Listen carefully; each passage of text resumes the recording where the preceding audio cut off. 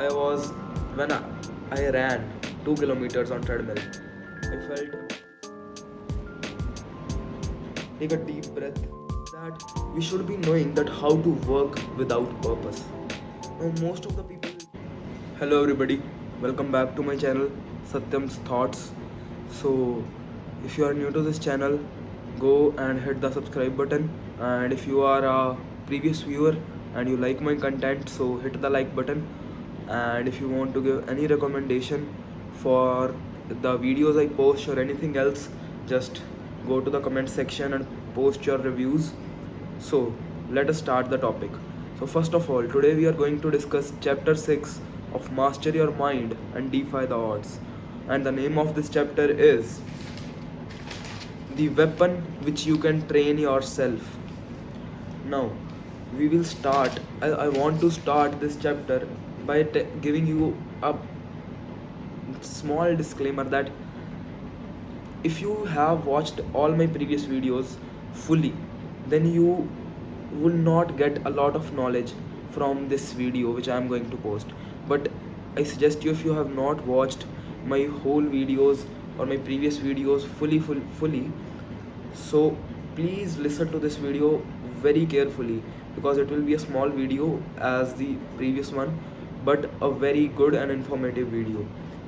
So first of all, I'll start with a quote, that not a quote but a sentence, that mastering your minds depends on how much you forgive yourself, how much you please yourself, that it's okay, you cannot do this, but still doing that task and making yourself feel the most discomfortable you can feel.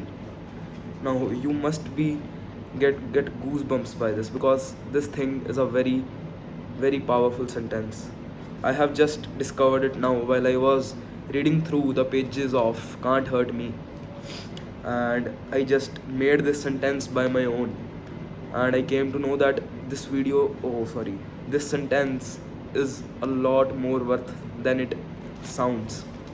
Like, I want to repeat it, that mastering your mind depends on how much you feel sorry for yourself, how much you feel that it's okay to leave this task, it's okay to quit, but still giving your best till you feel the most discomfortable you can feel.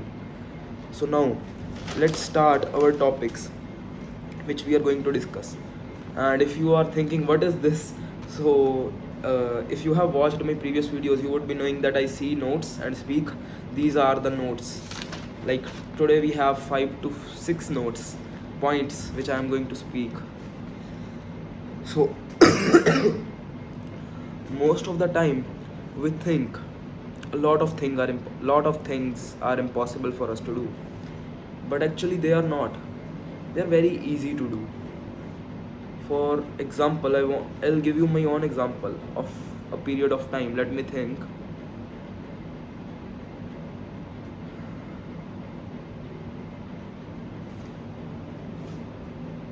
I'm not getting any example. Let me think. There would be one for sure. We think that something is impossible in our lives, but actually it is not.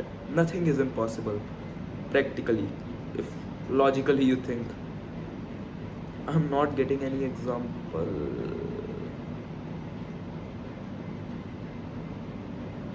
Okay. Actually, I wanted to say this example, but I was really that I had just a bit of that. Is that really worth it giving or not? So the thing is that when I started running on treadmill, I ran 2 kilometers one day, and my breath was up and down a lot, lot up and down. But what happened was, I went for running outside. There is a flyover in our city, in our town, we can say. So it is a 1 kilometer flyover. I ran when I first time ran. I was did the first round, coming back on the second round, stopped here, take the breath, took the breath, and just then the second round. And then after a week, I came again. one round, two round, sorry, third round, and was finished. Sat for 5 minutes. Thought that I was when I ran 2 kilometers on treadmill. I felt literally, I felt impossible for me, that it is not possible to run this much. But but the second time, after a week when I ran the 3 kilometer thing, I felt good. The next thing, I went again running, and this time I ran 4 kilometers. And the thing was, after a little bit of time, there was my school, so I just came back home. But I realized that I was able to run 2 rounds more of that flyover. We can say 6 kilometer. The person who just was afraid to run 2 kilometer was able to run for 5 to 6 kilometer. Now that is what this statement really tells about. Now you would be thinking that why this guy was thinking a lot before speaking this. But after speaking this, I felt very that what we can say that very good. I am feeling very good. So the next is, if you have not got that, what is the most powerful weapon which we can train by ourselves? You have guessed it probably, but if you have not guessed it, it is our brain.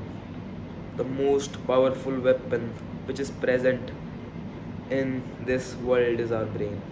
Now I can give you an example practically also. Like if you see scientifically that if our brains would not be there, how we can discover the nuclear bombs or the atomic bombs? That is just common sense.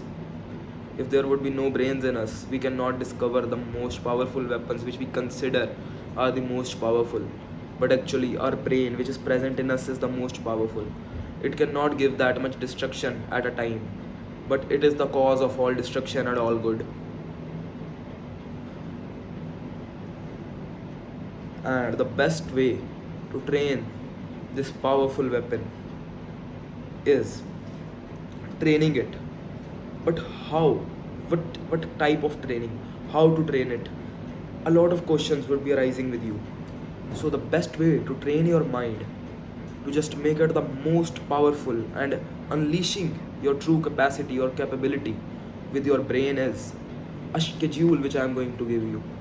So for example, of running, as this week you go, let me take off with my example.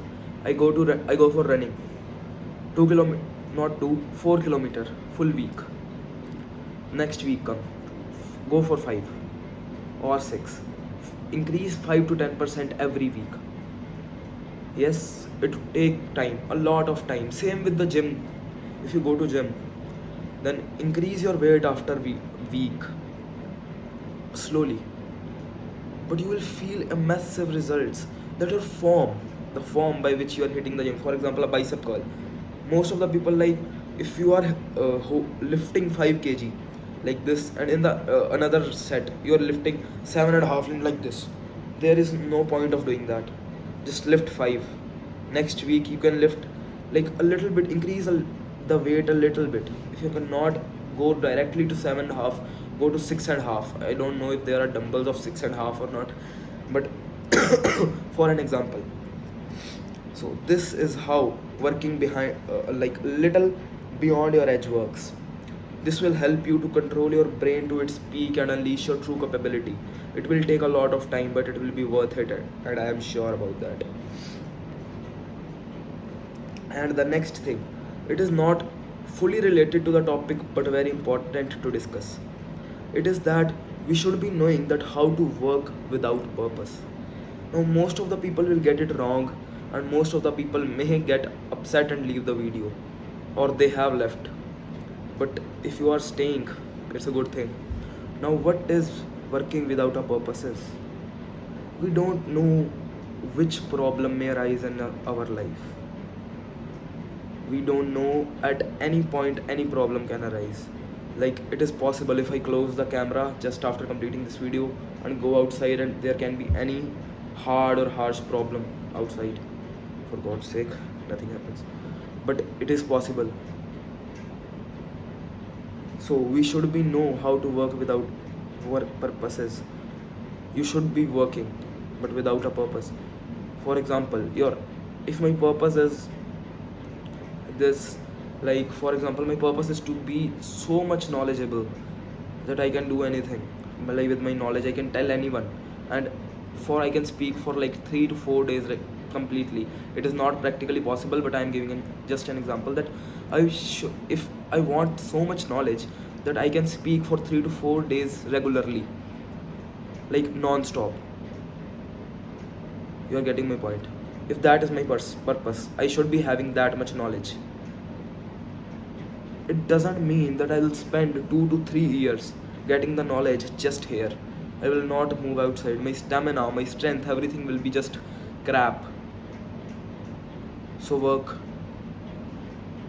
strength training, cardiovascular training, get the knowledge also. Focus more on the knowledge because that is your purpose. But just run without your purpose. Running, cycling, fighting, strength training, it will not help you in your purpose, but it may. If that will increase your health and just all this correlation I made, but just work without purpose. Sorry. It is important to work. No matter what, just work. Just run, just cycle, just fight, just strength train. Do anything you want. But work. Now the same point which has come, that how we can train. According to me, I have discussed it, but how we can train this powerful weapon? Just by hugging discomfort. Discomfort is the best thing, which give us liberation, which give us knowledge. Anything you want in your life, just be a little bit discomfortable. Truly, be a little bit discomfortable and you will find answer to your biggest problems. And that is really what I'm saying. Just be a little bit, just hug a little, give a side hug to discomfort, and you will feel answers. You will have the answers to your biggest problems. Discomfort is a thing which we all need, but is just vanished from today's generation. We want that. And at the end, I'm going to tell that how the training our powerful weapon will help us master our mind.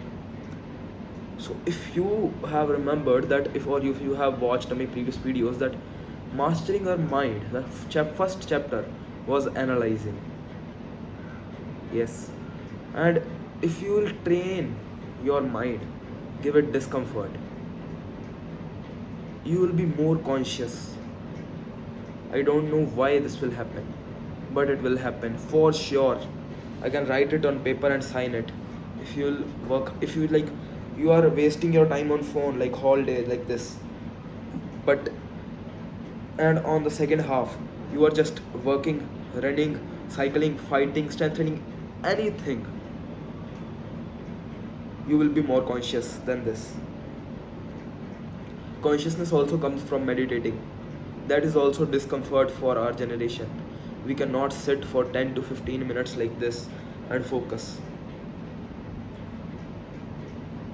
Okay, so I have seen this thing today on a YouTube video, guys. On a YouTube video, a channel named Hamza, and he is a UK person. He doesn't know me obviously because he is a very big YouTuber. But the thing he used to do is, whenever he tells you about what is meditating, he will just show you how he meditates. And I do not meditate often. That is the worst thing according to me of mine.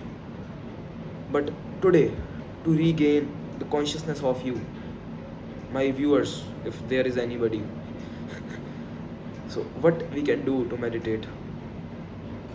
Sit anywhere like this, with your chin up, spinal cord fully straight.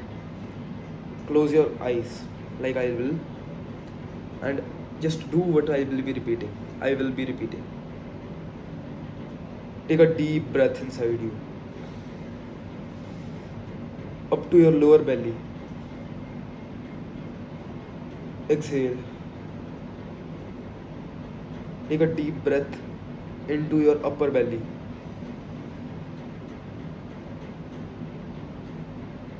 Exhale. Take a deep breath to the area between your belly and your chest. Exhale.